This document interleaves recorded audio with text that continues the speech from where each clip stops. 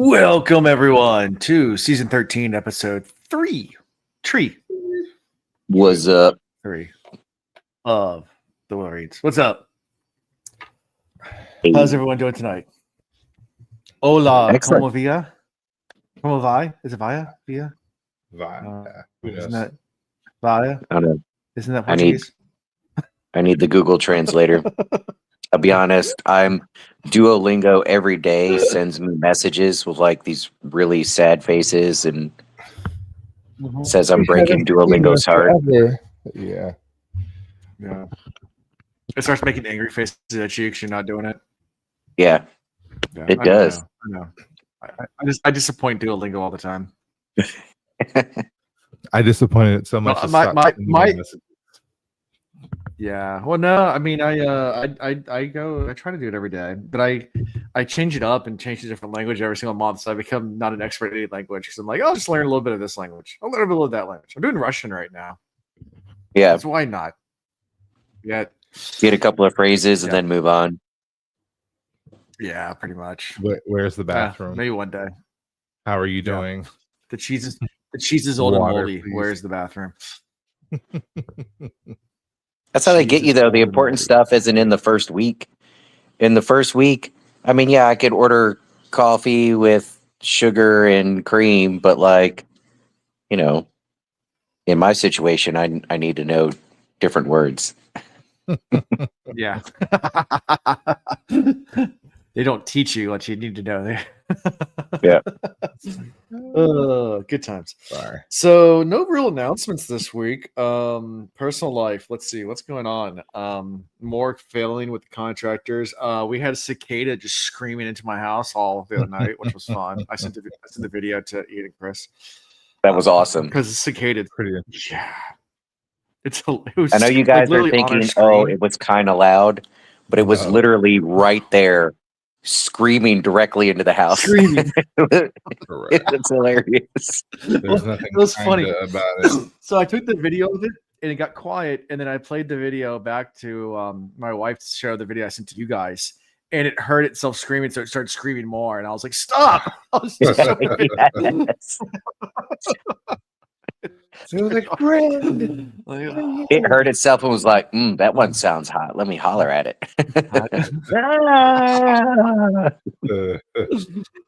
Good old cicadas. Yeah. In case all of our foreign listeners are wondering what cicadas are, because I think they are North American only species of bug. They're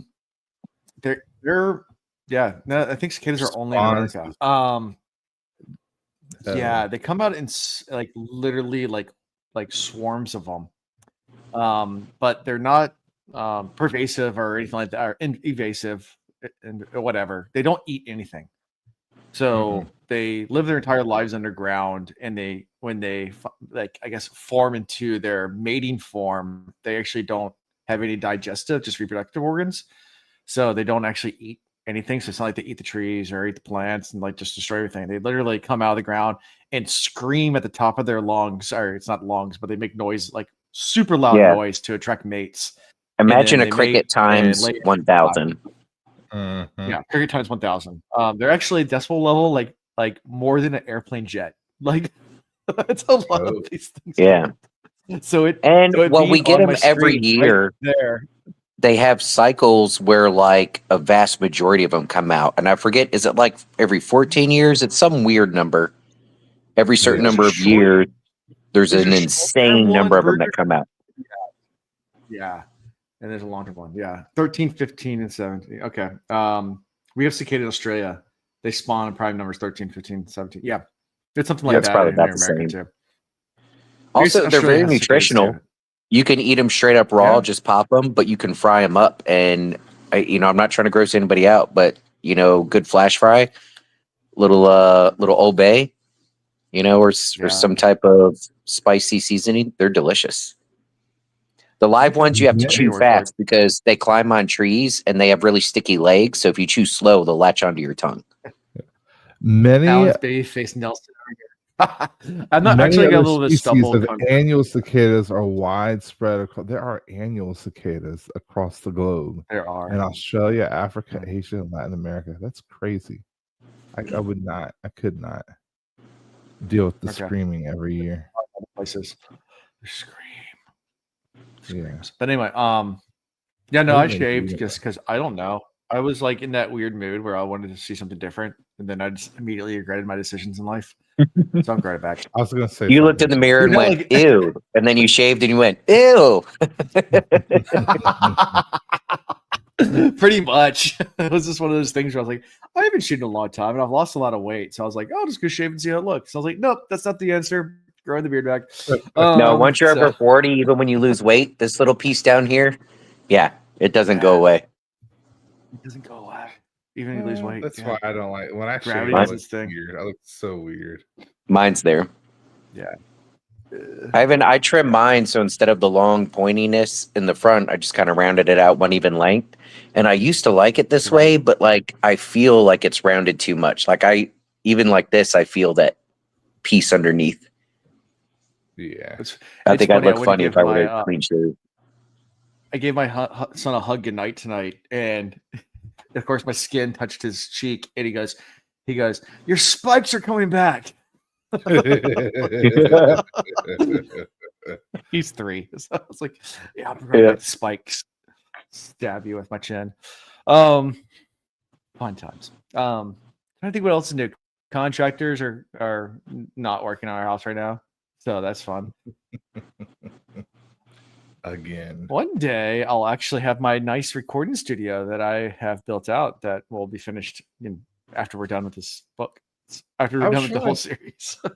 I was trying to think when you guys actually started the construction. I was trying to tell Chanel about it. April. Okay. That's what I thought. I was like, it was April. It's been a minute. It was supposed to start in March. But then the permits got delayed, so it wasn't until April when it started. Yeah. But then they've just like dragged their feet, and then like I don't know exactly what happened, but it sounds like there's some spiteful things that like basically our project manager got fired, but the subs. So the project manager has his own contracting business that the contractor hired to like oversee ours. So he has his own jobs too, which is normal in the contracting world. But then when he got fired off our job, he pulled all our subs and like double booked them and like, oh, don't go work on that house. Work on this house. It's over here. So now we have no one working on our house now because all of our subcontractors have been pulled off of our job out of spite. Yeah. Because he meanwhile, if from the get-go they were able to stack all the trades, in order where they're not necessarily stepping on each other's toes, little inspections along the way, with time off, this could have been done in 3 weeks. Yeah. If everybody's kind of working full-time, bing, bang, boom, stacking them on there. Oh, sure. So when I get these subs have other jobs and stuff, so even if you double that, 6 weeks, reasonable time frame, Yeah. Well, they said 3 months. Yeah. That's giving everybody plenty of time, but that's a stretch for the amount of work you're doing. But now it's been 6 months, and we're not done. Still not done. The floors haven't been done. The drywall's in. Nothing's painted. None of this. All you have to do is lava. All you gotta do is go to the Kangaroo at about 6:30 in the morning. Oh, I know. You get enough people to go. Yeah. Well, in Hampton Roads, Home Depot's still safe. Yeah. Okay. Kangaroo. Well, it's not the Kangaroo anymore. It's in California. It's now Family Fair gas station or something like that. But it's the old Kangaroo. It's the same one. Yeah. But yeah, it's still the same thing. You can go pick up a whole crew there if you want. It's a little sketchy, but there's because they all live in the townhouses in the back, the apartments. Actually, not so much anymore. I think they're all in hiding. Now when I drive by there, now I think about it, they're not all out there anymore. Huh. That's what I'm saying. In Charlotte too. Hampton Roads, everywhere, and for good reason. Like they're a little skittish, but there hasn't been real big crackdowns in a lot of Virginia, but definitely not in Hampton Roads. Yeah. Yet tomorrow because of this podcast. Right. Oh, let's hone in on that. Beep. Whatever. Sorry, I keep playing with my camera. Chanel moved it, and I'm like, I don't know if I like where it's at. She's been using my computer a lot. But yeah, so that's it with personal life. I'm going sailing tomorrow night, so that should be fun. Ooh, nighttime. Nice. Looking forward to that. Yeah. Is this the beginning. No, this is the end of the season. This is Wednesday nights. I don't know. I mean, the season runs through October, so Okay, well, I guess it's kind of mid. yeah. I mean, so it's September. I mean, it's towards the end, I guess. So technically, the end of September it ends, but they do the Oktoberfest series. And then in November they do the Frostbite series. So, and then in December they do the Gaboon race, the second week of December, and then the New Year's Madness race on New Year's Day. So there's opportunities throughout the year. The real season ends after the New Year's race, and then we don't start sailing again until the second week of April. So, like, basically all January, all of February, all of March. To those 3 months, there's no sailing. And for good reason. It's dark. Yeah, it's cold. More than anything. It's dark and it's cold. But yeah, I mean, and a lot of boats that are the big racing programs, they go down south during that time. Because like in February you have Key West Race Week and Fort Lauderdale Key West race, and then in March you have Charleston Race Week. So a lot of the bigger boats go down after the New Year's Madness race here. They all travel down to Florida, and they race the Florida race in February, then the South Carolina races in March, and then they're back here in April for the season starting here. So it's kind of that cycle. Yeah, it's fun. Cool. Life on the sea. Yeah. Arby dar. Yo ho. Jar. Yarby dar. What's about you guys? What's going on? What's going on in the world of Ian and Chris? Yeah. What was the last update I gave y'all with the Jacqueline story?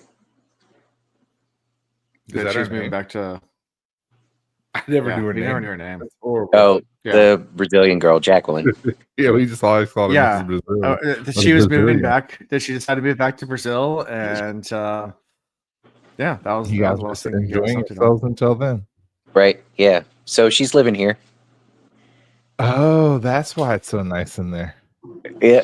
Before we love started the recording, smile. I showed them around just my little living room kitchen area. Got like a tablecloth, and like the table's actually picked up. It doesn't have my junk all over it. You know, the couches are like orderly with the pillows and blankets and everything folded and neat and whatnot. I tell you what. Well, and so I mean, she brought obviously some of her stuff, but since I bought this place, it's just been a place for dudes. It's me and my boys. I had that roommate for a little while, but you know, Ross was a recent college graduate. Everything was very practical. We didn't try to make anything look nice. It was just functional. And so she didn't come out with my family for Labor Day weekend while we were at the river. She was moving her stuff, and then she spent all day Monday. I got back Monday night. She spent all day Monday just kind of like tidying up and figuring out how to organize her stuff together. And I came back, and I tell you what, this place is as nice as it's ever looked. And everything is in a place that makes sense. Furniture? Is that why you're asking for furniture? Yes. Yeah. Well, I needed a new dresser for River anyways, because him and Ronan were sharing, but now he has like all adult clothes and everything's big, so he needs his own dresser. Yeah. Right. Loyal, we hooked Loyal up with his own place closer to the pool. He likes lounging by the pool because it's quiet, and he's a married man. I mean, he can write. Yeah, I think he just likes getting his chick in a bathing suit, but you know, I don't ask questions. Lots of hair coming out everywhere. Oh, gross. Yeah. Gross. Yeah. So did you go on those websites I sent you? I haven't checked yet. I'm going to tomorrow. Okay. Well, so that's the other thing. Work has been. I know I mentioned it. It was going to start getting busy, but like, it's busy. Yeah. I mean, same. Alan and I joked for a while. How long was it where I would message you 50 bazillion times during the day and you were like, do you work? And I'm like, no, bro, I work for the government. But in this last month, how often do we talk during the day? Not at all. Like you'll call me and I immediately hit back. I'm like, let me call you back later. And then I forget to. It's been nuts. Yeah.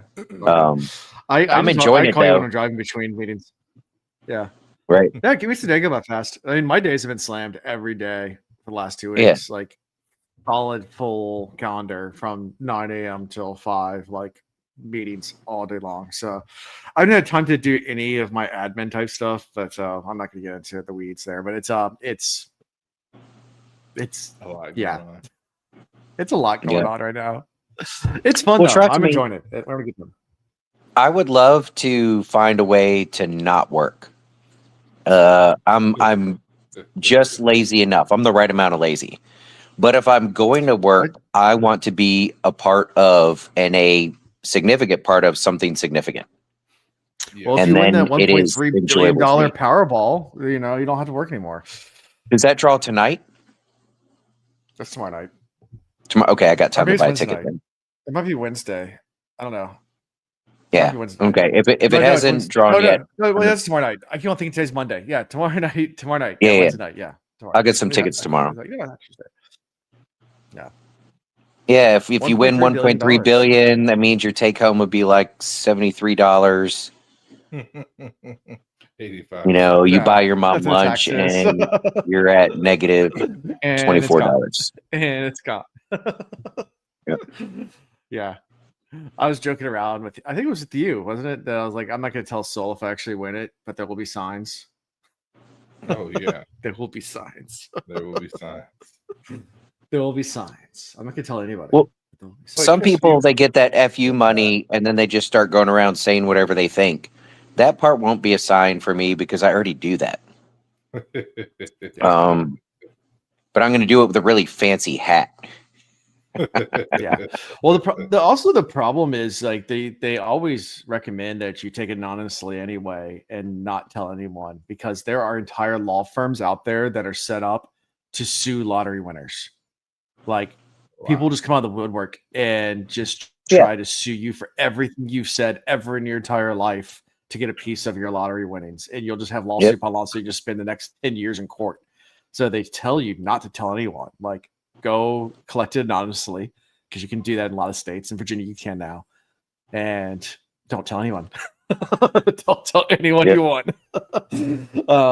Because there's law firms out there that just prey on it, and they literally just have people come out the woodwork to sue the crap out of you about everything and anything that you've ever done. You know, you look at someone wrong sometime in a bar, like, oh, sue them. But they'll know though. Yep.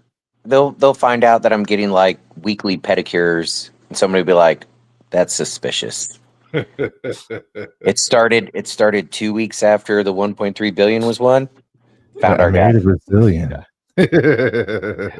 I got her before I got rich. That's the good part. There you go. Yeah. There'll be signs.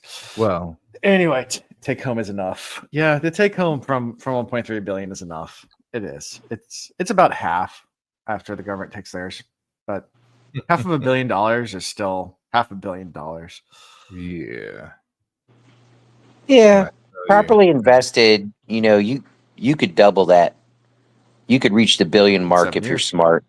Oh yeah. Well, that's conservative.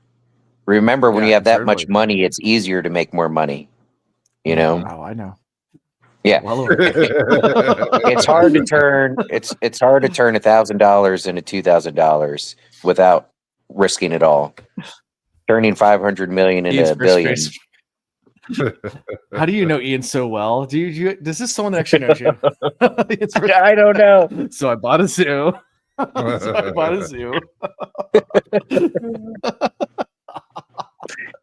Will it have wolves?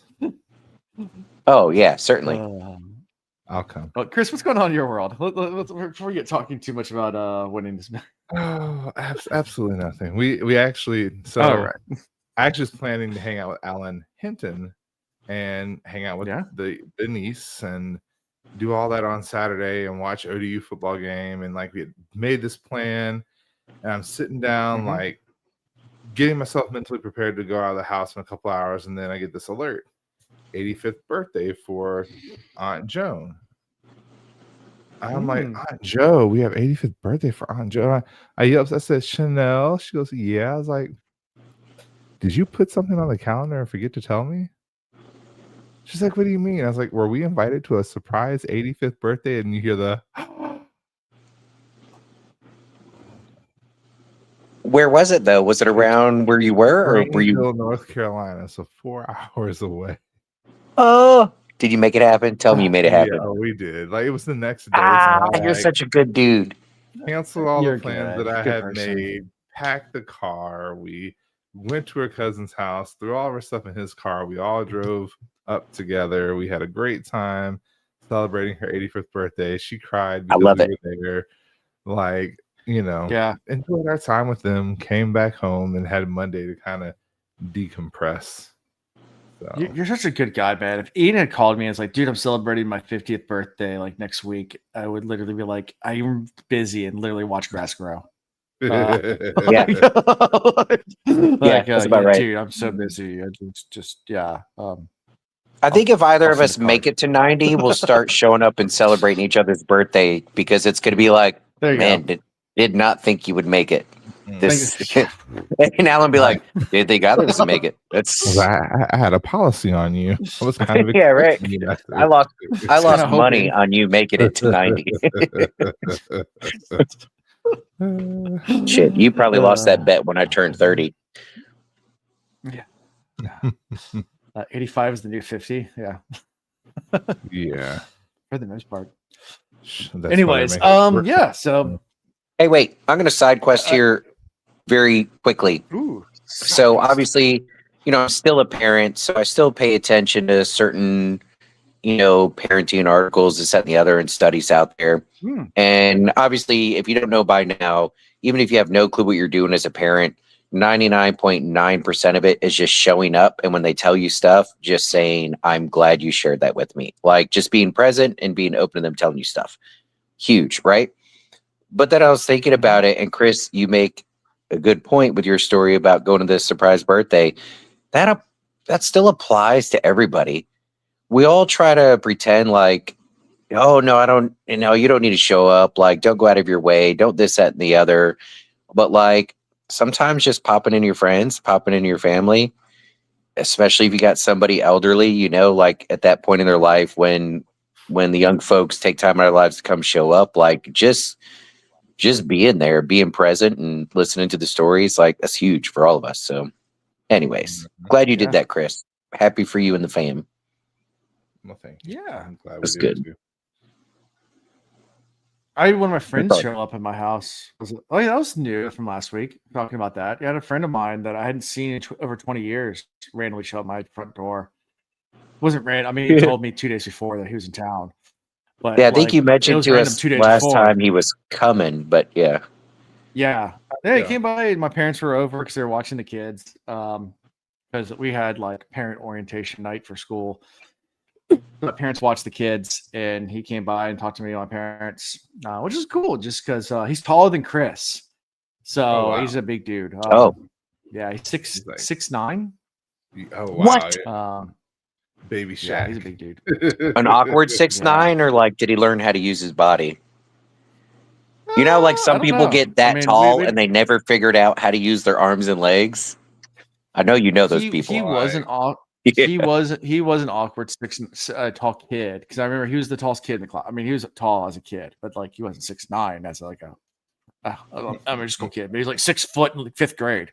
Like he was a tall kid. And I remember he played on our basketball team, and we put him at center just because he was so tall, and he wasn't coordinated at all, but he could put his hand up, and that's all he needed to do. Because when you have elementary school kids, that's all you need to do. And they just freak out. Put your hand up. Yeah. And you block every shot. It's just that easy. It's like so, my shoulder's at 5'7", and then when I put my arm up, it's at 7 foot. So whatever. See, that's why I like hugging you, because I'm like perfectly in your bosom. Without I'm almost tippy toe to get there. Mm-hmm. It's very comfortable. So. Great hugs.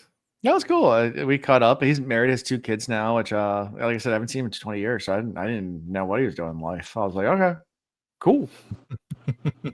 Yeah, came in town. It's always nice to reconnect. And it was just fun catching up, seeing where things were. But yeah, he lives in St. Louis now, so St. Louis. Interesting.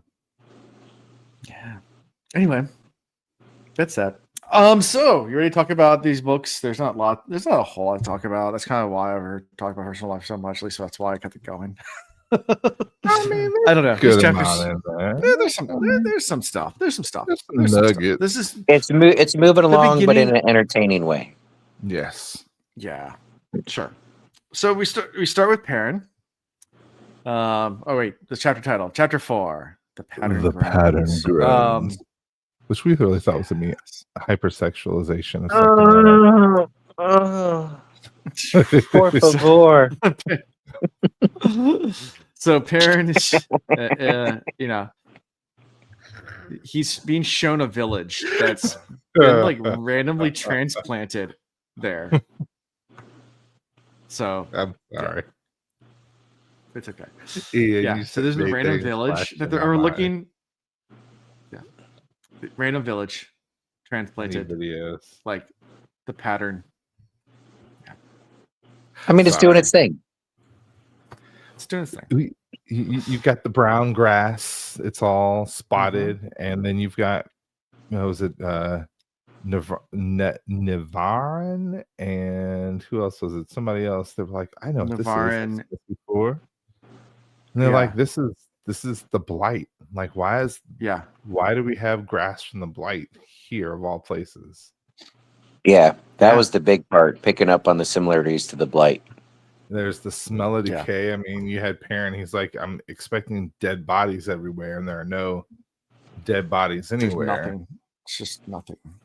And then you have like the browning grass, and then the confirmation that it looks like something from the blight, and then as you get to the center, it gets darker and browner, and then they do come to a strange village made of huts and sandy soil, and he's like, this isn't right. This isn't supposed to be right. here. He tells the Aes Sedai and the wise ones just to destroy it with the power. Just go ahead and destroy the whole thing. Just get rid of it. And then he decides to go take a nap and go to the wolf dream, which is summed up with him saying, but I don't want to be a wolf. No, be a wolf. I don't want to be a wolf, though.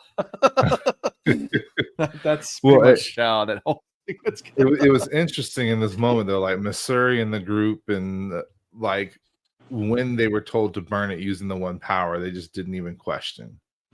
Well, she says kind of like the first time they didn't question his orders. Like, they realized that, Ish is about to go down. Things have to be taken care of. Yeah.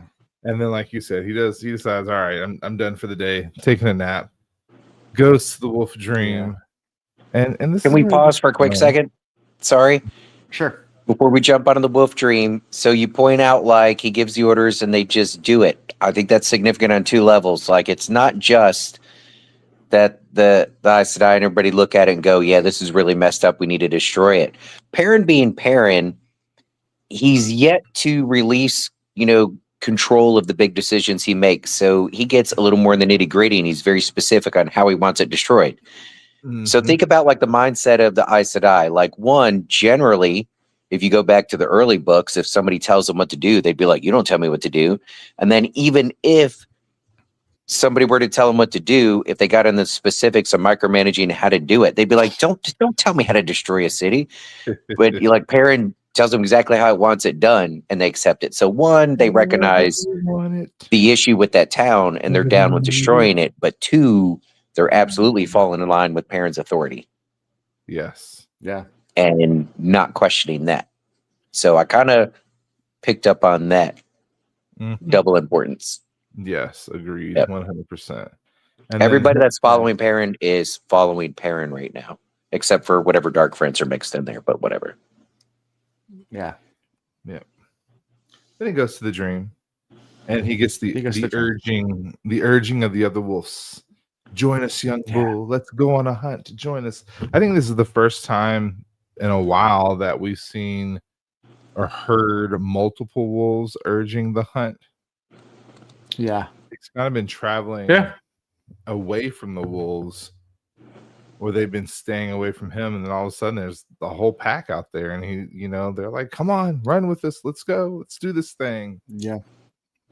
And he's like, I've seen what happens when you go full wolf, because he's seen Gnome. He call back to, I guess, it's what the Dragon Reborn book. Yeah. And he even makes the statement like they're not too far off of where Gnome is from. He's like, the significance of that isn't lost to him. But in this moment, he is like, there are many calling for him to join the pack and run, and he's just like, this is not me. This is not what I want to do. And then it's like, at some point you have to make a decision. And he realizes that, like, for the wolves, many decisions are just like escape, fight, or die. Like that's their life. Yeah. It's a little more instinctive, but he does a little reactive. Yeah, but he also points out that for the first time, that Hopper's definitely looking towards the future, which is definitely not like a wolf to do. Because, like I said, normally the wolves are like definitely the present. They're not really, they're more reactive than actually planned for the future. Which he was taken back by that. He was like, "Oh, yeah, okay." It's like Hopper was there with him in the field, and he's like, a young bull, you have to realize you are a wolf and a boy. Like, you are a wolf and a man. You are a pup, both. Boy, like, you don't have to choose. Like, you are what you are. Yeah. Yeah. And he's like, that's the thing. You get caught up in this human emotion of choice. Like, it has to be two separate things, but in actuality, you just are what you are. Period. Choices. And I also think, because there's a bit of this hive mind among the wolves, we think that, like, once Perrin was introduced to them, like, they all knew and understood Perrin. Mm-hmm. Especially, I'm doing my rereads, and like when he tries to introduce himself, when he finally reaches out to him, they're like, "Oh no, you're young bull," and he's like, "Wait, what?" And yeah, so people have heard of him, and the story's kind of spread a little bit how he took out the Whitecloaks. But like, the reality is, I think it's taken some time for the full impact of who he is to kind of spread around the whole wolfdom. And at the same time, they're probably also sensing that, like, what do they call it? The great hunt, or the final hunt, or what is it? The last battle, the final hunt. The last hunt. The final hunt. The final hunt. Yeah. The final hunt. Like, they're sensing that is near. We talk about prophecy in all these different cultures and religions and places around Randland, but there is some kind of prophecy-ish within the wolf world, and because they can communicate different, it doesn't come out as like regular prophecy. But I think they're recognizing and feeling the importance of Perrin's role in it, and so more of them are coming to kind of urge him on, and not necessarily like, "Oh, do this final hunt with us, do the last hunt with us," but like, they know the steps it takes to get there, and it's like, well, first we got to get them running on all fours and chase this deer. Yeah, we got to get them to understand how things work on this side of things, and they're all getting super excited about it. I think they also are in part responsible for Hopper actually starting to take a little bit more of an active role, because Hopper has been quite apprehensive as we realize that Perrin wants to learn to control being a wolf and control these powers. And Hopper's like, control is a concept of man. Like, you don't control being, you just are. He said, when you can do too much, man, do less. Do less. Yeah. Do less. You're doing too much. All right, now you're doing nothing. Do a little bit more than that. Yeah, do something. Do something, man. He's like, Marshall. He's like, learn to hunt. The last hunt comes. You have to learn how to hunt. And he looks at Hopper. He's like, "Is this the only way you're going to teach me?" And Hopper's like, "Yes, I will teach you. But yes, this is the only way, because it's the only way to learn. Like, you have to accept who you are." Yeah. How about the way the wolves go about it? So, in the army world, and like, I've translated this to raising my boys, we do the crawl, walk, run. First I explain it from start to finish what to expect, and then like, I'm doing it, you're watching, and then you're doing it, but I'm literally helping you every step of the way, and then you kind of do it on your own, and I give some comments, and then I let you run, and at the end we'll talk about it. The wolves, they just encourage them to take they encourage them to let the instinct take over, and then they let him go. And they only intervene at the very end when he's about to go too far, and then they teach him the lesson afterwards. Like, they didn't reveal anything about what was going to go down, other than poking him and prodding him and getting him to just go. And even that, like, he started out with the hammer and the axe in his hand. And so, like, he starts out with hammer and axe, and they're kind of like, hammer, axe to hunt.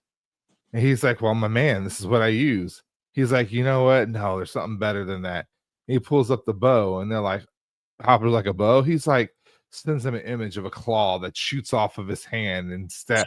And Hopper's like, let me send this to all the guys, like, because this is hilarious. He puts that in the group text, and all the wolves are like, oh, losing their shit. I appreciated a little moment of humor there because it's such a serious, it's been so serious for so long. And then we get this little bit of humor. That was definitely a Sanders. Yeah, even the wolves, they're not really frustrated, but like, they're like, this guy.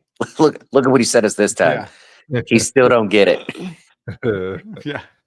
I mean, he's so close, but at the same time, pretty far off. Let's let him try with his magical claws.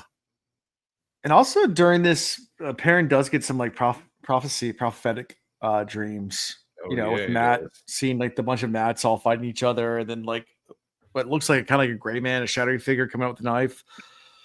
No, and then, like was the flock of sheep that they're hold on. No. What? He was in the black hole, and there were all sorts of Matts around him, and there was a man with a knife coming at his back. Who is the a man with a knife coming at his back? Mordeth. Yes, Padden Fane. Padden Fane. That's who that's the man that's going to be able to sneak up on him.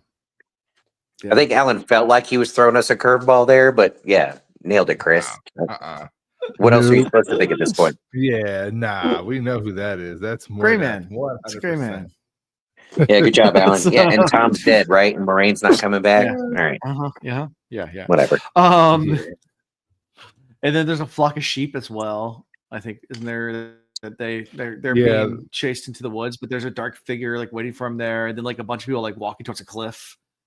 Like there's a bunch of like these little quick, like weird, like the wolves chasing the sheep towards the woods with the beast waiting for who? Waiting for the sheep or waiting for the wolves?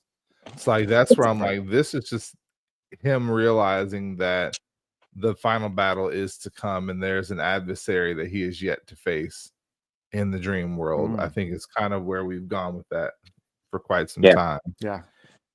And then the last one, his whole party, like everybody that's with him kind of walking off a cliff. That part was like, I don't know where they're going with that. Yeah. I don't even know. Yeah. Don't follow the herd. I mean, but they weren't following anyway. They were just walking off a cliff. That's a whole different. That was the third prophecy. If everyone's jumping off a bridge, jump on the bridge. Like, yes, because it's a lot of fun. Trust me, jumping off bridges is a ton of fun. That never worked when my parents told me that. They'd be like, if all your friends are jumping off a bridge, I'm like, Mom, you raised a leader. It was my idea. I was the first one to go. Yeah. Remember we got chased off of Mania because weren't you? Yeah, it was when we took your Pearson down and we were jumping off that bridge to Roanoke Island. And the Lost Colony. Like, you can't do that. And I'm like, it says there's 12 feet of water here. I should be fine. Yeah, I should be fine. You can't jump off this bridge, blame. Like, bet. He throws blame Hopper's way. Like, don't confuse me. Don't do that to me. And knowing that Hopper can't even see what's going on, Hopper's like, this isn't me. This is a you thing. You're this is a man thing. We wolves don't worry about that stuff. You just need to learn how to run like young bull. Yeah, and what's interesting, I guess Hopper kind of sees it because he knows that Perrin is both man and wolf and is trying to encourage him to be both.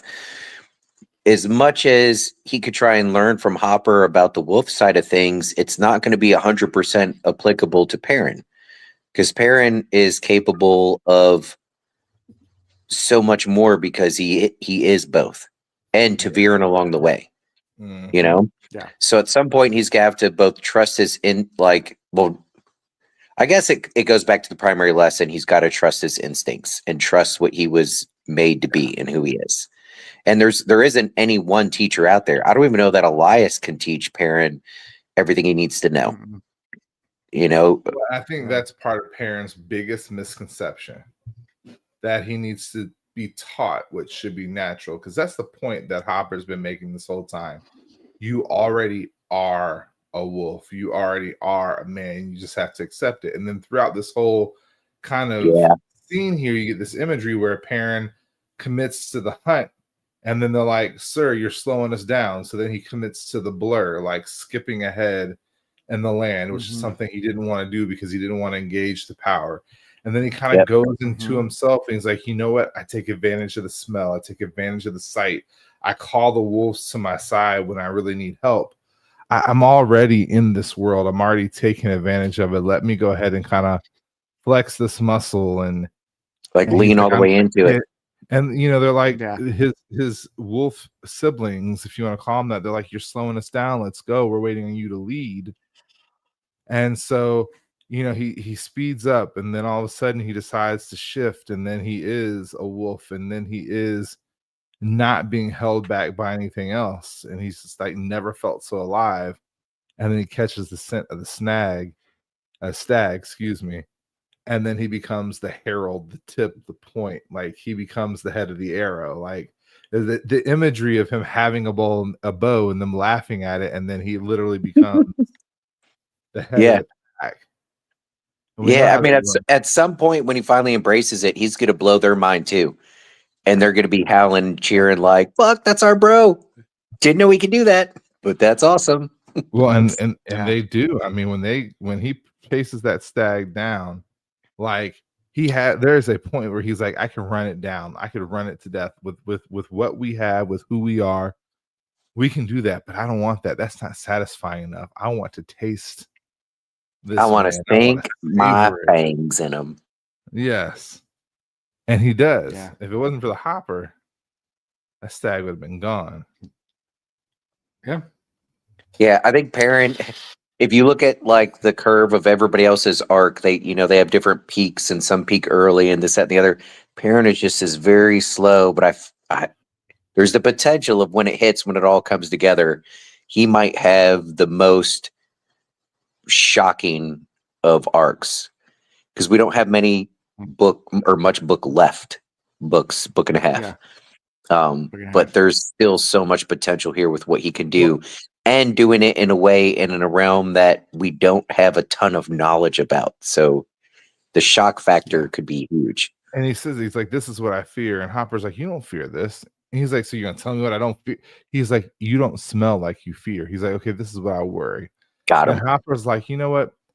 I'll accept worry, but that's because you're trying to control something you just need to master."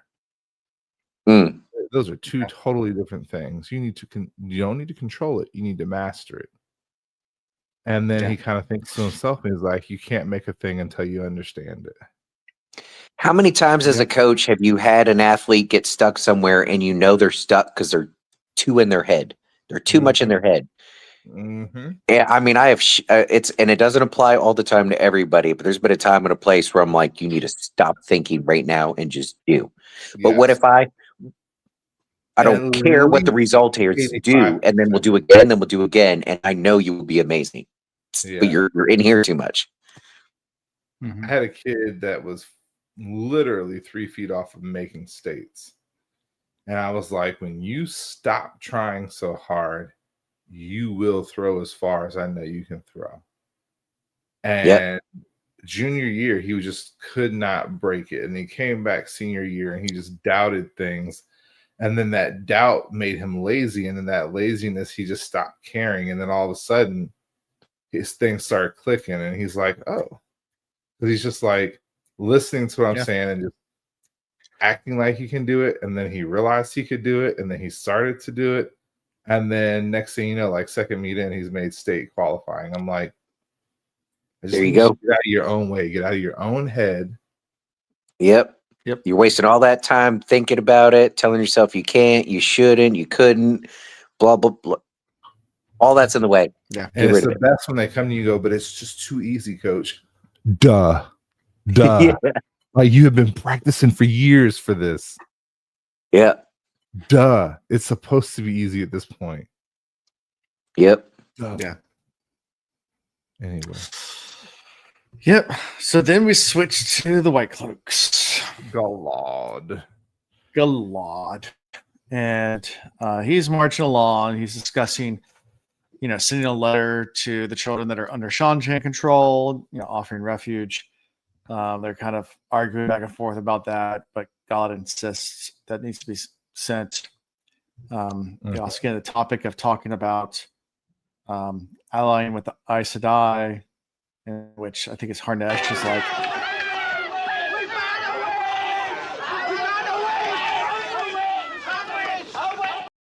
I was wondering why you were talking about this unimportant stuff. You were talking about this just so you could work that clip in.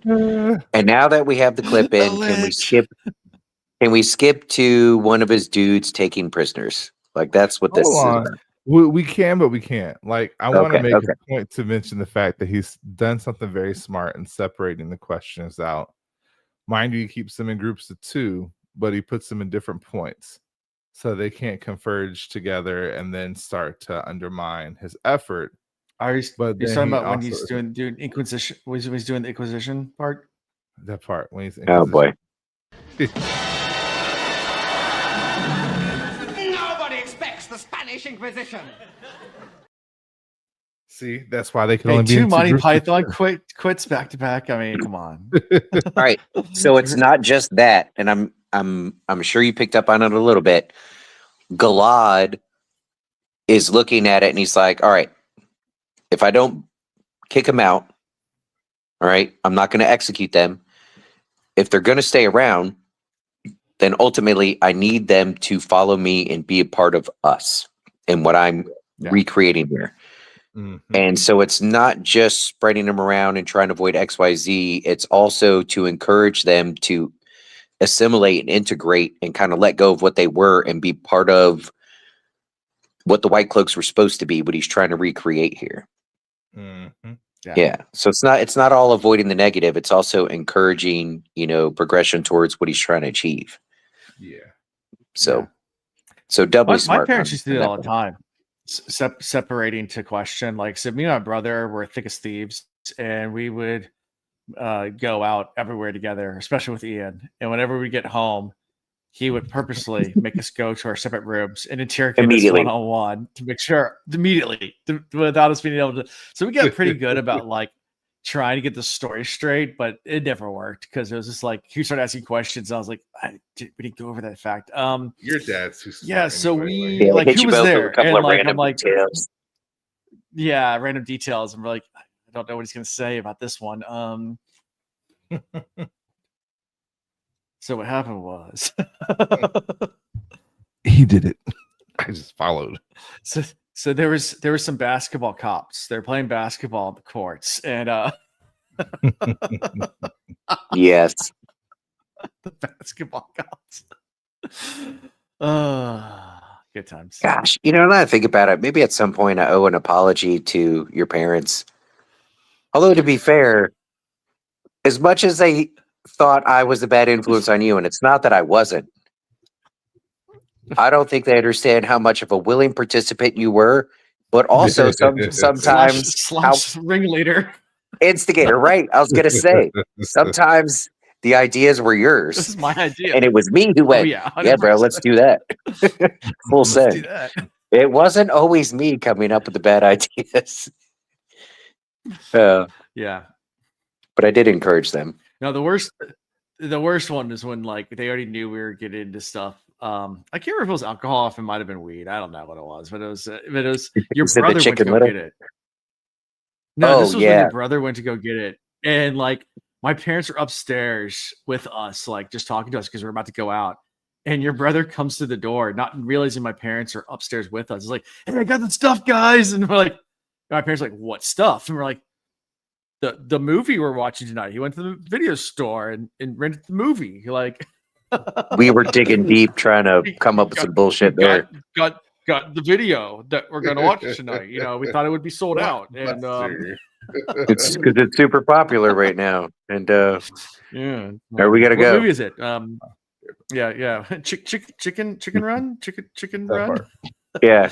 Hey Debbie, when you get back, can you have some snacks ready? Yeah. We're gonna watch Chicken Run. I think that was the worst one because we got back and the first thing my dad asked me is like, "So you watched the movie?" I was like, "Yeah, it was great." He's like, "What was it about?" And I was like, "Chickens running."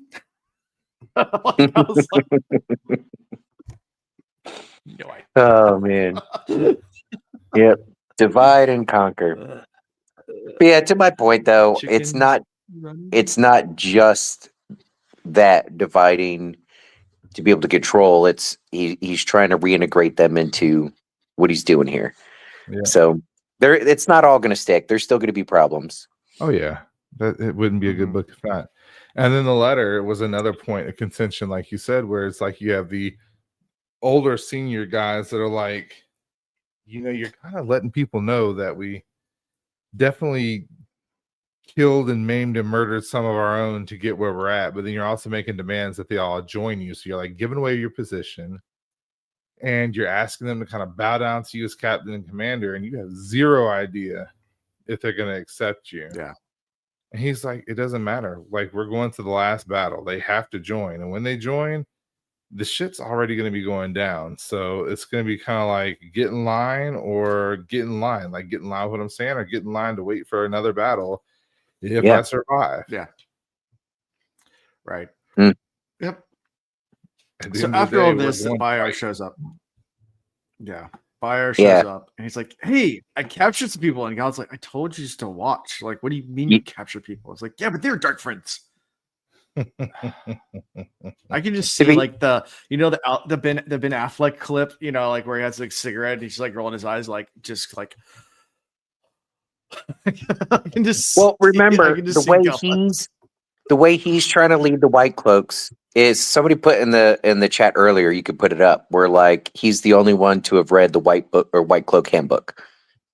Yeah, and so like he's trying to like go to their core values, but they've strayed so far from it in how they actually implement it and how they interact with the rest of the world that even he thinks to himself as he's going back and forth, he's like, I guess I didn't give specific enough instructions. And he tells him, he's like, all right, you didn't do anything wrong, mostly because I wasn't specific enough in what I wanted. Let's go check this out. But the initial was like, what the fuck are you doing? This is not in line. Like, have you not been listening to anything I'm saying? Like, we're doing things old school, bro. Like, you're doing this new school stuff that has caused all of our problems. Whatever. Not mad at you. Yep. So goes and meets with Basil Gill, our good friend Basil, and innkeeper Gill, and that's trying to skirt around the truth and not really lie by omission kind of thing, but like not he's telling like half truths. There's some lies sprinkled in, but like half lies, where there's some truth to the lie. But no, we're right back to that typical. We haven't run into this in a while, actually, but now we're into that. If they would just communicate effectively and honestly with each other, like they could team up real quick, like no problem whatsoever. Because here's the thing: we know how Galad is. Galad. So Gil is honest about where he comes from and what he did. So Galad has to know in that moment, he goes, all right, this guy knows who I am. Has to. There's no doubt about it. Oh, he saw the recognition of his recognition in his face. Yeah. And he's from Camelin. And he said he was from Camelin. He didn't lie about that. He's like, I'm from Camelin. Right. That's what I'm saying. He was honest about that, but also he worked at an inn. Like everybody working an inn like that knows the business of everything. Clearly knows who the stepson or however you want to label him. Right. He knows who Galad is. Right. But Basil Gill, Gil knows that Morghese is alive. Yeah, Morghese is still traveling, I think, with Perrin. So. Yeah, so if they could just get to that part real quick, it might be a little shocking for Galad, but that could definitely change things. I didn't even think about that. Yeah. I was hoping that would come out real quick, and obviously it's not. No, but I'm like, I guess, Basil Gill knows it's Morghese. Like he's one of the few people that actually knows it's Morghese because she's still undercover, but he knows. Yeah, and he could have played that card and been open and honest right away. Like, oh yeah, I'm traveling with your mom. She's like back behind us, and like, can I talk to you on the side real quick, boss man? Yeah. Like, I know this looks sus, and here's the thing. Your mom's in on it. Don't worry, she's cool. But more importantly, anyways, here we are. Everybody's afraid to reveal everything they know and everything they're doing because nobody knows who to trust, which also makes sense. I mean, it's just chaos everywhere. And the Whitecloaks, up until this point, haven't done themselves any favor.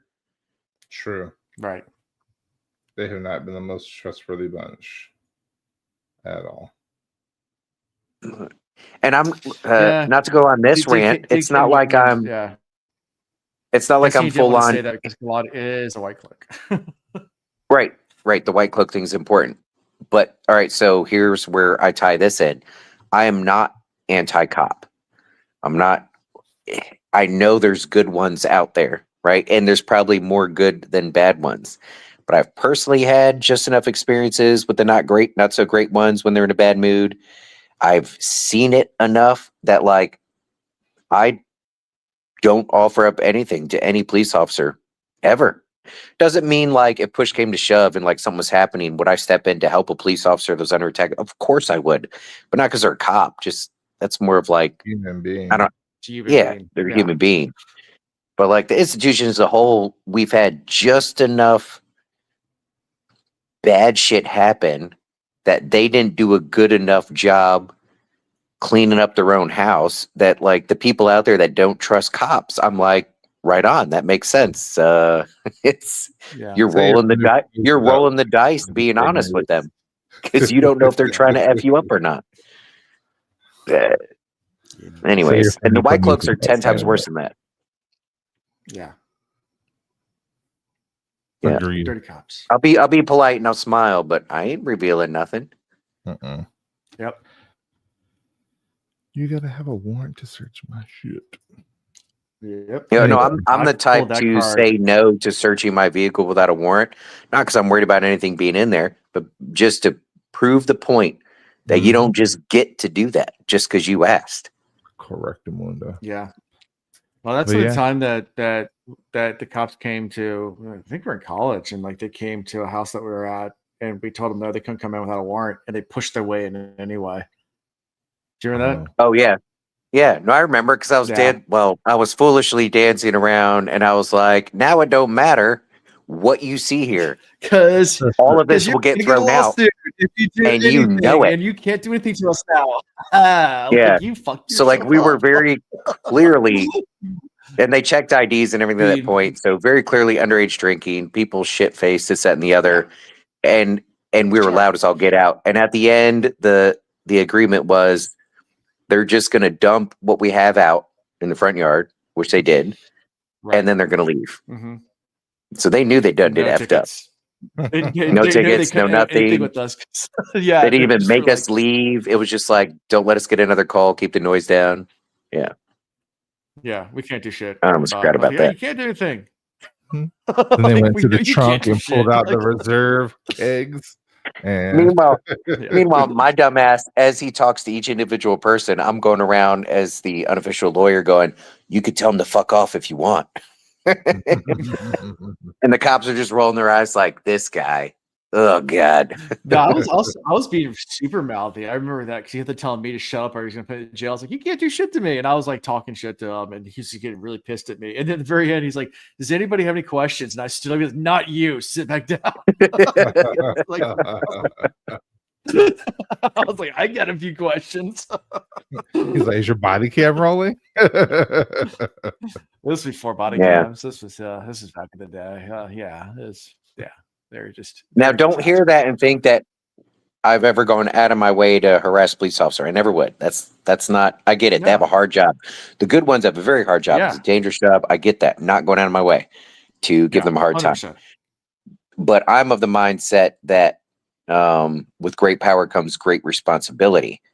I actually think they should be held to a much higher standard of the law because of the role they have, not have infinite immunities, do whatever they want, and then judges just go, meh, they were doing the best they could. No, that don't work for me.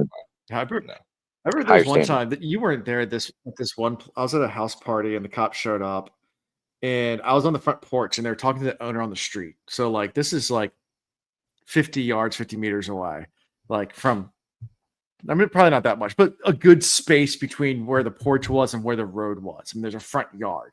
And I'm just sitting there watching on the porch, and he shines his light up at me. He's like, "Sir, go back inside." And I was like, "What law is that?" And he's like, "Sir, if you don't listen right now and obey my," I was like, "No, I can sit out here if I want to. Like, I'm on private property, sit on the front porch. I can sit here as long as I want.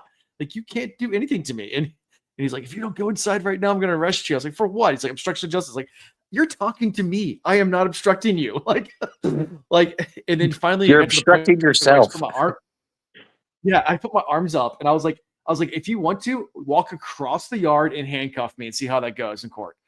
And he just shut up at that point. I was like, "I'm not coming to you." He's like, "Come over here right now." I was like, "Oh no, I'm not moving. I'm sitting right here. You can walk across I ain't that dumb. Handcuff me." Yeah. I'm not that dumb. I'm not walking over there. like you can walk over here and arrest me if you want. Oh, I don't care. But I ain't going inside either. That was fun. Yeah. I was just like, no. So to that point, the Whitecloaks have done a horrible job in getting anybody anywhere ever to trust them. And so, like, as much as I wish they would just hash it out and tell each other what they know, I get why it's not happening here. Yeah, true. Yeah, and at the very end, we find out that they're traveling, or they find out, we knew this, but they find out that they're traveling with Perrin by interviewing different people, and Bornhold has a spur, has spur of his blood, where he's just like, "He killed my father," and that's how we end this chapter. Yeah, I am curious how that's going to resolve itself, because, I mean, think about real life. It almost doesn't matter if Perrin was justified, or even if he wasn't, and Perrin is apologetic. That's the dude's dad. Yeah, I don't see you ever just sweeping that one under the rug. Yeah. I think Bornhold is gonna get his tail whooped and sent packing. And I hate to say that, but the show before it got canceled made it look like there was some possibility, like, that they might hug it out at some point, or at least be willing to be on the same side, like, for the same purpose. But I don't know if Jordan / what's his face is gonna go that route. Sanderson. Yeah. I mean, the show went a lot of different routes than the books. I mean, Swan got decapitated. Right. Very much with the books. Slight different interpretation of events. Was the dad a white? I can't remember. Was his dad? No, his dad wasn't a dark friend. No. It's just that no, his dad wasn't a dark friend at all. Jeff from Bornhold, he wasn't a dark friend. It was just that the battle was, he thought that Perrin was a dark friend.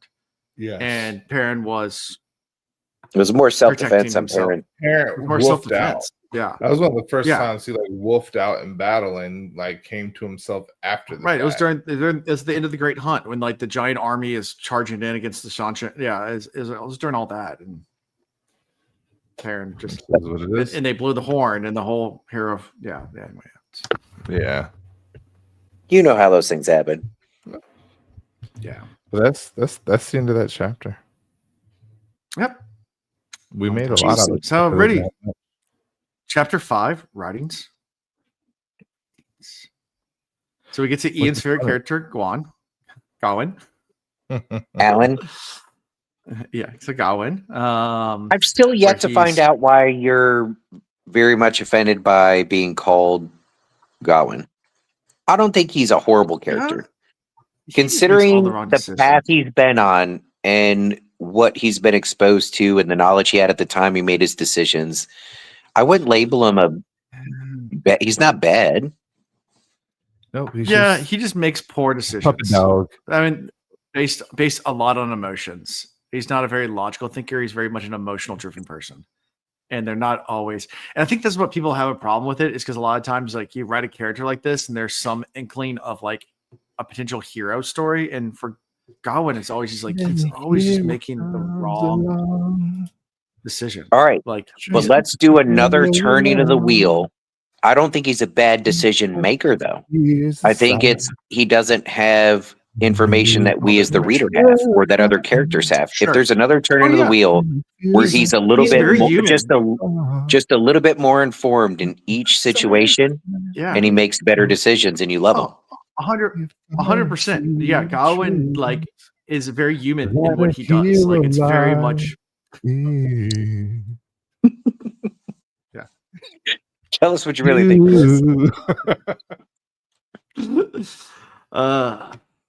I mean, he's becoming a sleuth now. I mean, he just can't figure out what he wants to do. He's Detective Gawain. Yeah. Yeah. Even go to the relationship between him and Egwene. If it was possible for them to sit down and both share with each other what they know and like literally get on the same page, the best thing Egwene could have for her is Gawain as a warder. Warder. Yeah. But he already thinks she ain't gonna bring him in. She's like, you can't my warder. And as of right now, because he doesn't know enough, like right now, he'd be a bad one. But if he was in the know, which he knows, if they worked as a team, they'd be fantastic. Hold on. No, you're not going to do that to my girl, Eggy. She's got her reasons. She does. I get it. I don't want a warder that's going to question my decisions. There's not We're skipping way ahead of all this other stuff. We are. We're going to come back to it. But I mean, if you look at the current status of the world at the moment, you'll see that she's questioning his decisions because she is also wrong. If you're going to become a monarch or a dictator, the first thing you do is get rid of all the smart people that don't want to fall in line. It's almost perfect that you're saying it that way as we get into a story of how she is certain of something that she is absolutely fucking wrong about. So we have 4 dead. The most recent one, a white sister who's been there for 20 years. That's racist. Chattery. Why'd you go hard H when you said white? White. Hard H. Cool. White sister. We have two sisters that were for Egwene, one sister for Elida, and one sister that's neutral. So like right there's no like incentive based on who these people were for as to why they were killed. They are killed. Why did Egwene think they were killed? Power. That's a good question. Why does she think they killed? Well, maybe not why, but who does Egwene think did it? Oh, she knows who did it. A Forsaken. Okay, but who actually did it? A Forsaken. No. Who did Come on, it? I talked about this when the Sean Chan attacked and they left and everybody was celebrating. What did they leave behind? Oh, that's right. The assassins. Yep. I'm surprised Swan and Gareth Bryn haven't put this together. And actually, I'm surprised Gawain didn't. Gawain should have been aware of what happened between Gareth Bryn and Swan and everything. But they don't know how many of these assassins were actually there. But Gawain thinks he's a gray man. I mean, that's his. Yeah, Gawain definitely. Is that's closer. That's closer to the truth than the Forsaken. True. Very true. Yeah. I definitely missed that too. I just completely forgot. I could be wrong. No, because you said it much early. You said it in the beginning. You're like, if they're going to be a problem later on, they're still there.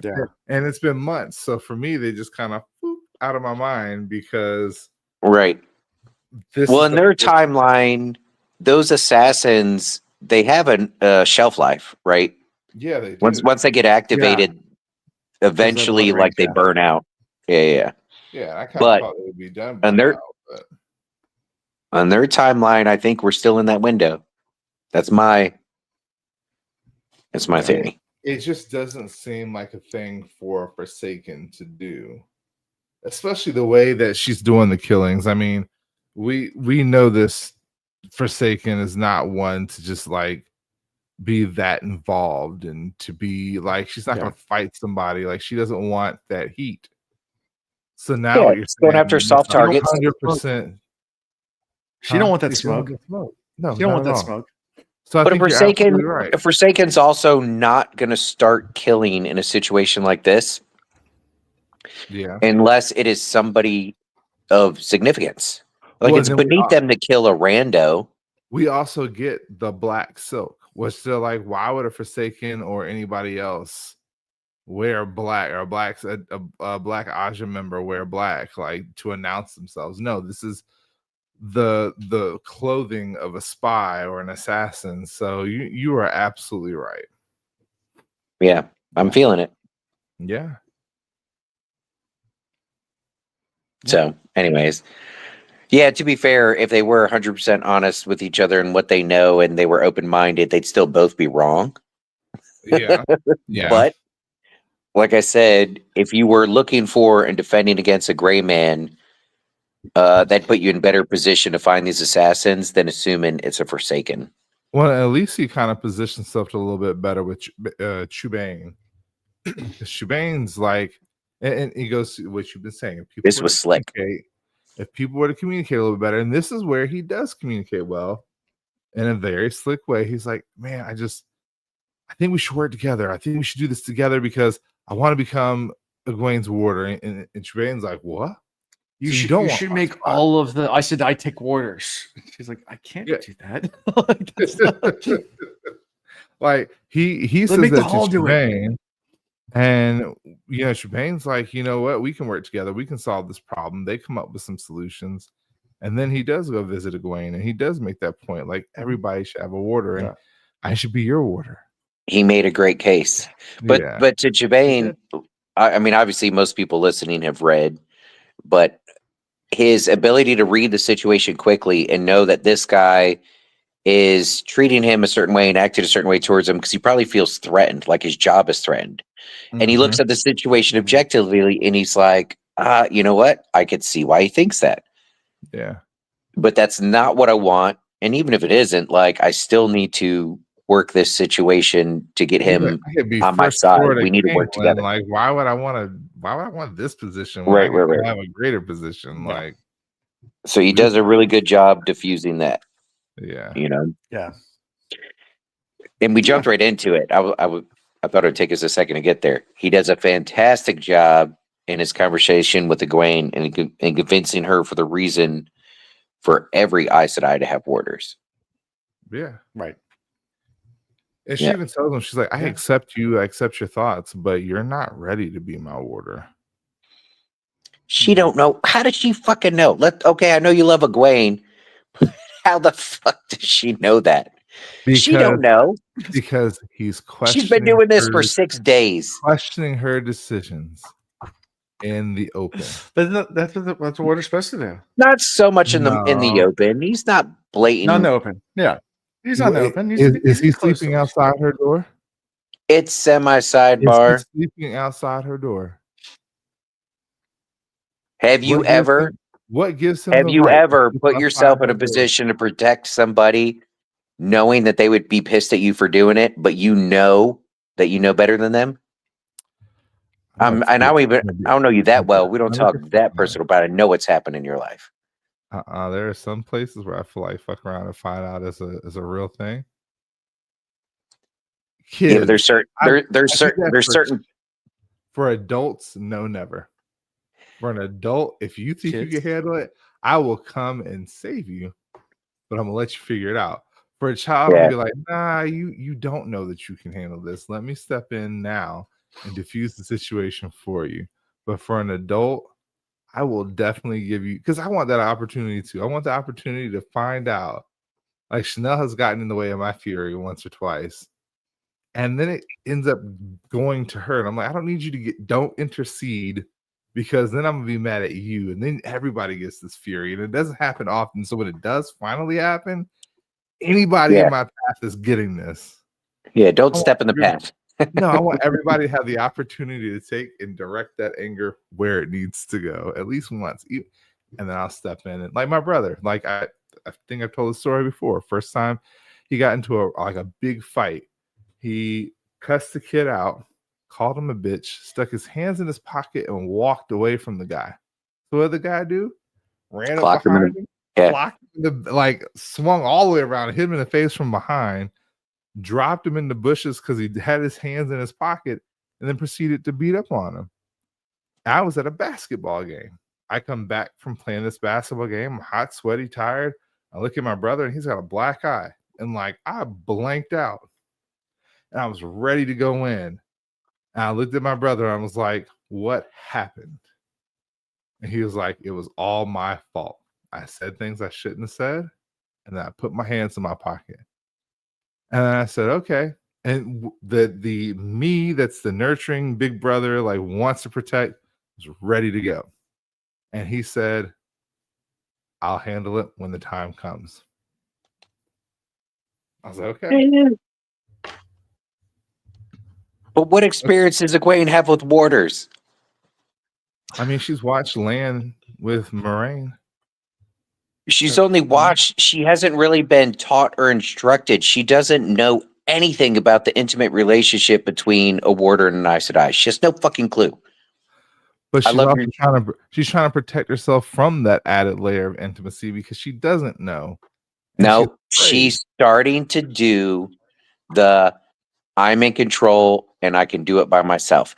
I think we're teetering into the we cheered for it. Well, she was in the tower under Elida, and her being stubborn and resilient and carrying the weight of all this on their back, like we cheered for it, and it was appropriate then. It is not necessary, and it's not appropriate now. She, much like what Godwin said, we're coming up on the last battle. There's still a lot to do getting the tower together. She does not need to be doing this by herself. And she's not. She's got other Aes Sedai that she has already informed more than she's informed him. And one of them is a Forsaken, but go ahead. They have power. You know who's not the Forsaken Aes Sedai? Godwin. Are we sure?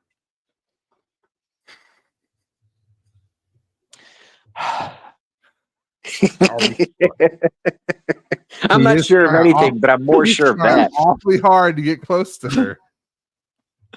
Look, she tried to bring the tower together by naming somebody no one would suspect as her right-hand woman, and that's probably the Forsaken.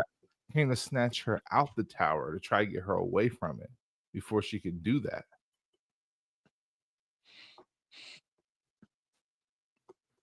Are we sure? You got to know what you know and know what you don't know.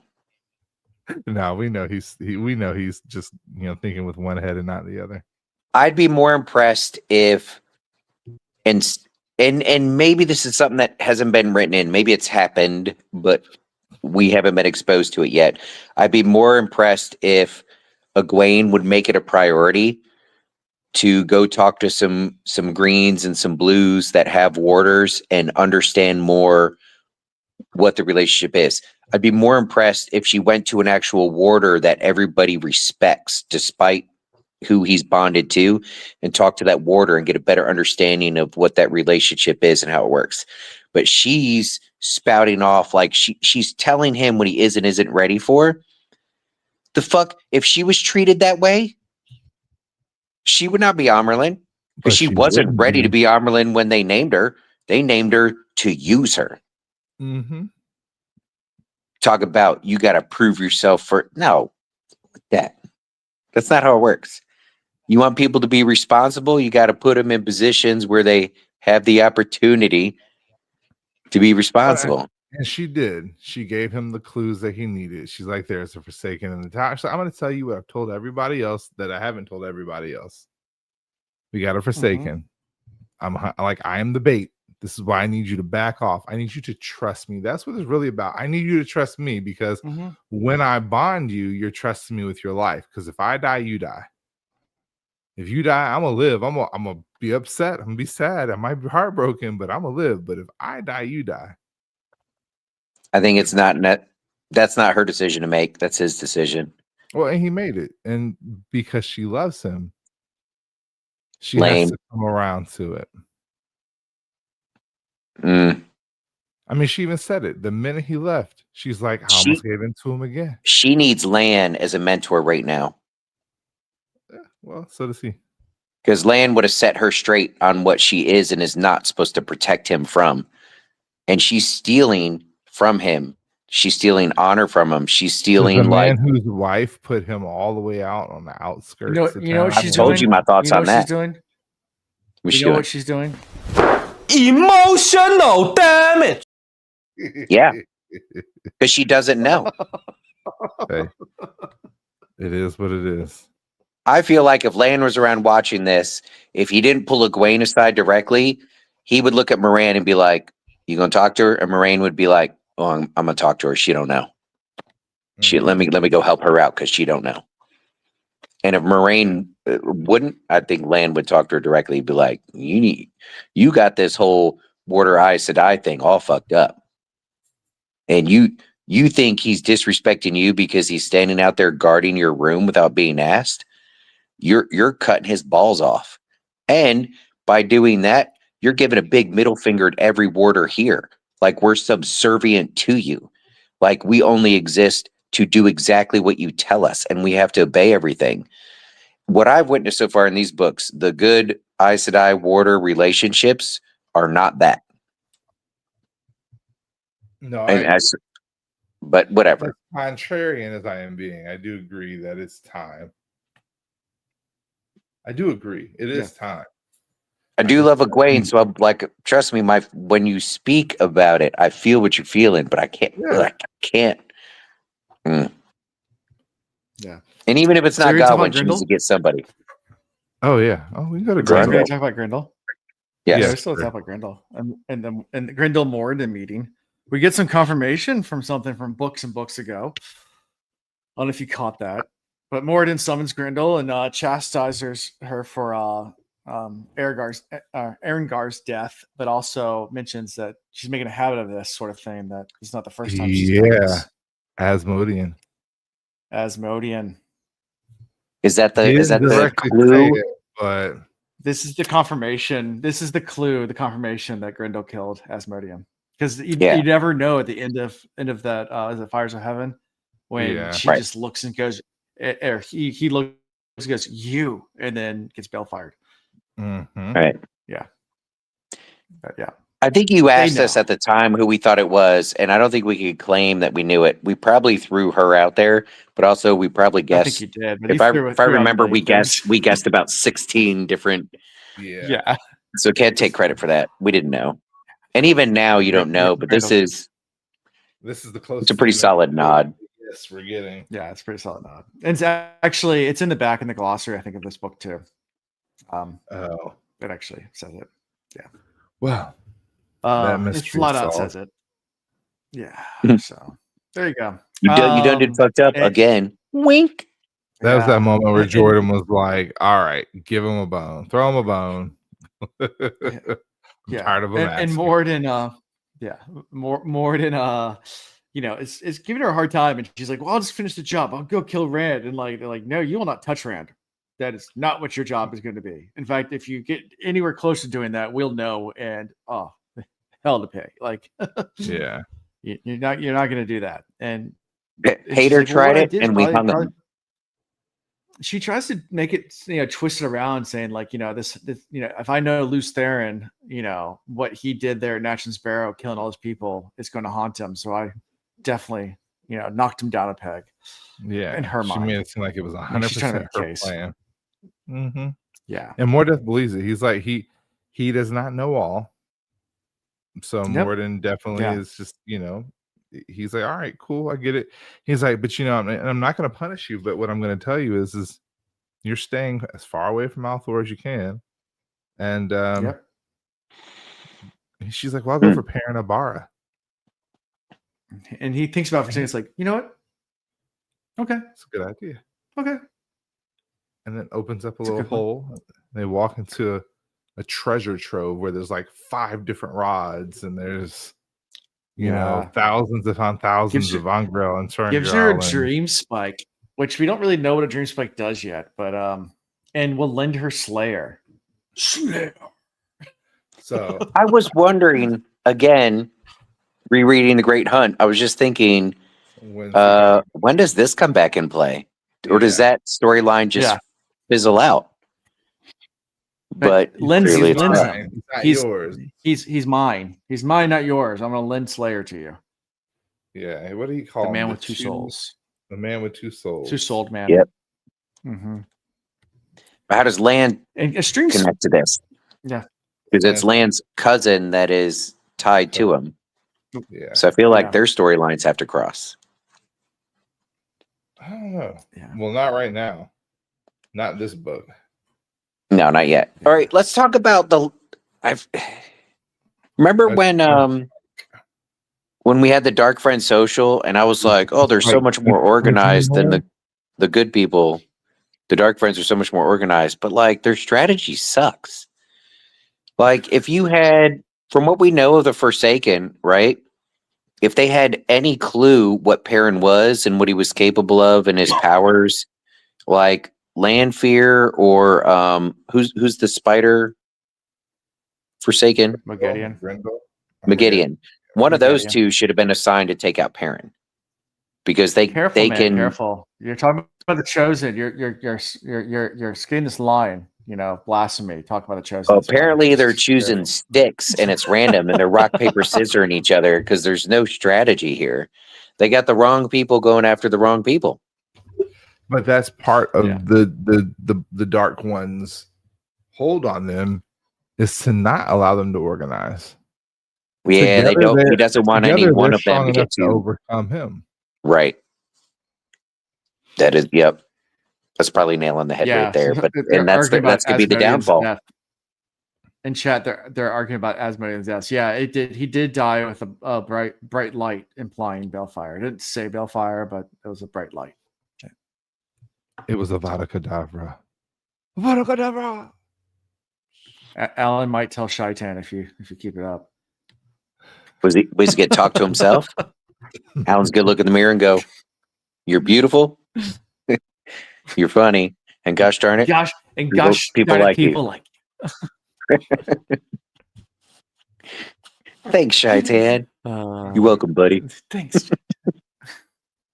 Stuart Smalls. Isn't that what it is? Stuart? Yeah, something like that. Shaitan Smalls.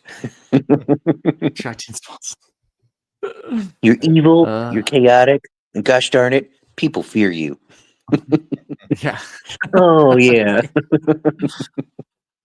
So anything also this, so you're saying, there's this organized, but what do you think about, I guess obviously don't really know what a dream spike does yet. We just know she's really excited about getting one.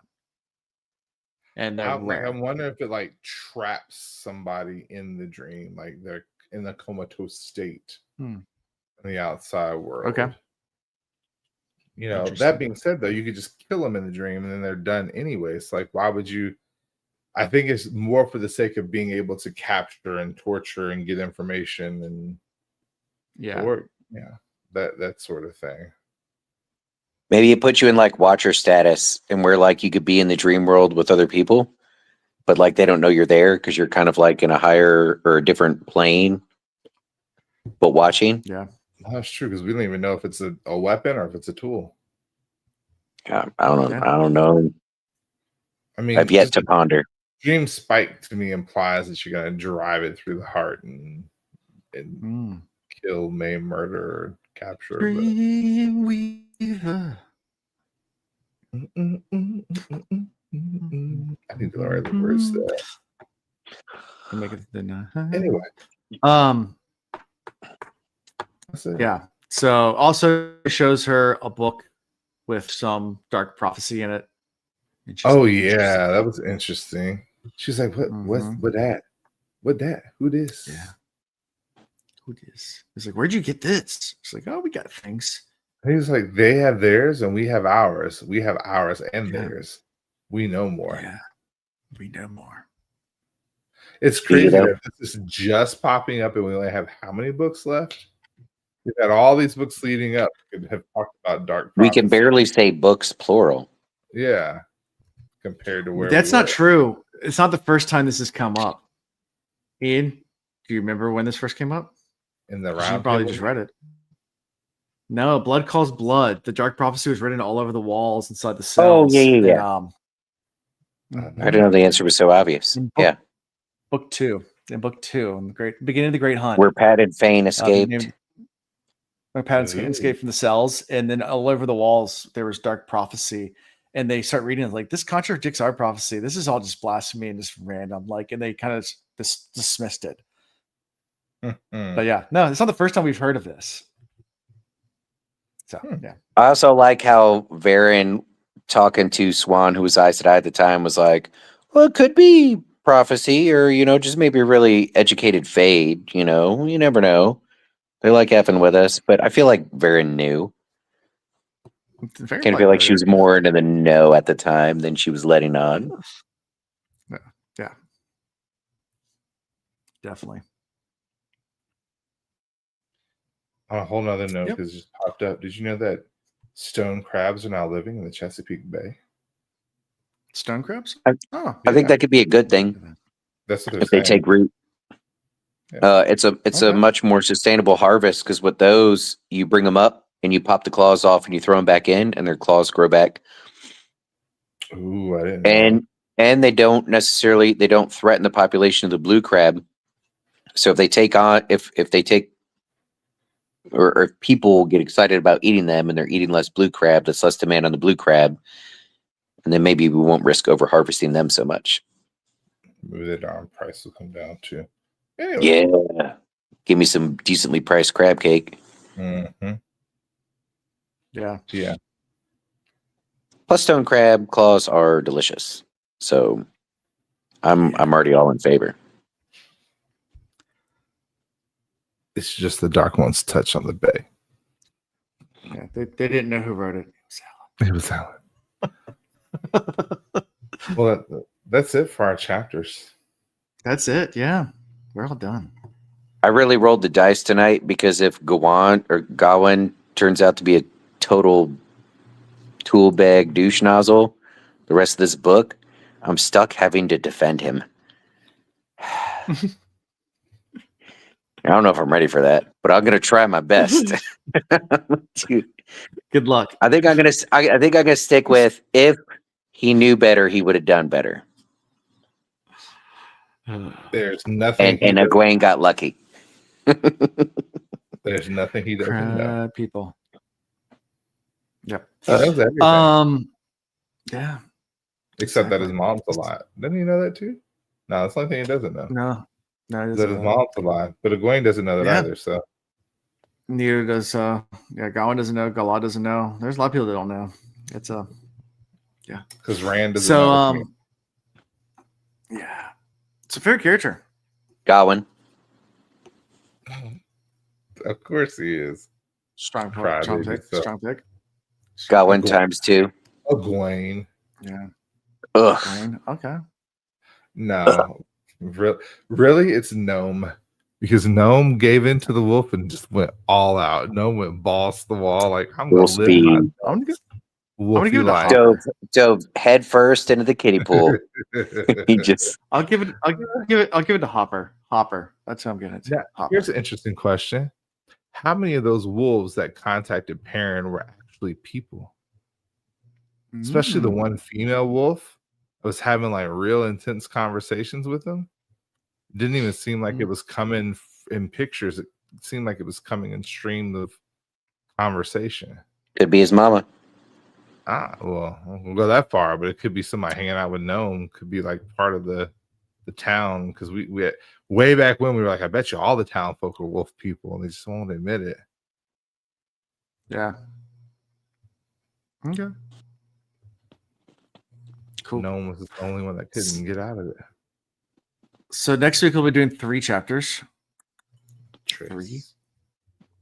So 6, 7, 8. So questioning intentions. That's never a good idea. Lighter than a feather. Stiff as a board. 7 striped, and the 7 striped lass. There you go. How many stripes on the skull? Next week. 6, right? 7. Well, 7 if you include the Black Asha. No, it's 7 without the black. 7 without the black. 7 with that. Would have been better with the black. It was only it was 6 on Elida's because she took out. Yeah, that's right. That's what's thrown. Yeah, that's what's thrown off. So they're just gonna be making fun of Egwene for being a young Armelin, and then she's gonna have to do something badass in that chapter. The other 2 chapters. Okay. Oh. Okay. Maybe we'll get a Matt chapter. He ain't been around in a while. It's like Matt who? I was hoping for at least a plan to go get Moraine, but none of those chapter titles are really screaming that. But Matt who? Maybe, yeah, Matt who? It's his turn. That's true. It's been a minute. It's been a while. It has. Him and his wife. We what are they up to? Building on him, then we married him off, and then his wife left him, and then he just got depressed. Yep. It happens when dudes get married. You just forget about them. Yeah. They just fade away. What's Alan up to? I don't know. He got married 6 years ago, and I think they got a dog, maybe a kid. I don't know. Marriage is one thing. Once you have kids, then you really fade to nothing. Like there's that period when the kids are really, really little that you just like. If you're close friends, don't also have kids at the exact same age in the same schools and everything. There's no way. There's no time. Yeah. It's like now I'm just finally starting to slowly kind of get back into sailing because my kids are finally getting to that age where it's not that big of a deal. But like for the last like 5-6 years, like I used to sail 4 times a week, 3 or 4 days a week before I kids. And then like once I started getting kids, like it almost immediately stopped. And, like, it's hard to justify. Yeah. Hard to make it happen. I even have some of my old sailing buddies like call me up. It's like, hey, I'm thinking about getting a race program together. It's like, okay, good luck. And they're like, you don't want to be a part of it? I was like, I mean, I might show there now and then. I got kids, dude. Like, I mean, I'm not trying to run a program right now. Like, that's just not in the cards at all. Like, give me 6 years. Not even close. That might be able to come. Maybe. But I'm not even trying to run a race program. That's just too much work. I won't do that in 6 years. No. It's too much. Anyways, I run 2 podcasts. That's enough for me right now. I don't have time. So anyways, so that's what we're doing next week. Doing 3. So how we can be found is at thewheelreads.com, the website where you can find all the cool stuff. Make sure you gently caress that subscribe button if you haven't done that already. If you're watching on YouTube, we do enjoy those gently caressed subscribes, and then just destroy the like button because we smash it. Right? Isn't that what we're supposed to do? Smash the like button. You can finger blast the like button. It's finger blasting. Finger blast the like. Finger blast is the best. Finger blasting is the best. Oh, you guys are on Wax and Wane finally, aren't you? Yeah, we just started the Wax and Wane. Yeah. So it's been fun. We've only done one episode. We just did the first Wax and Wane episode last night. Yeah, it was fun. I just finished The Reckoning, by the way. Sanderson's other book that has to do with Cosmere. That series was good. It's not Cosmere though, is it? No, it's not at all. Not Cosmere. Yeah, that's like Legion is another one he has. Legion's another book that Sanderson has. Ooh, check that one out now. I have Legion, a copy of it, but I won't let you borrow it because it's the only copy I have of a book that's actually signed by Brandon Sanderson. So that one. At least picture. Yeah, of course, I bought you a book that's signed by, which I got that book. Happy found that at a used bookstore. The one signed like randomly for like $5, and she's just like, "Oh, it's Brandon Sanderson." And then flips it open and signed. I'm like, sweet, $5. Yeah, so that was pretty cool. But yeah, be better if it was a Cosmere book. But yeah, I still have a signed copy of it. Yep. Anyways, so that's all I really got for this week, guys. Until next time. Peace. Okay, bye. Thank you for watching The Wheel Reads. Until next time.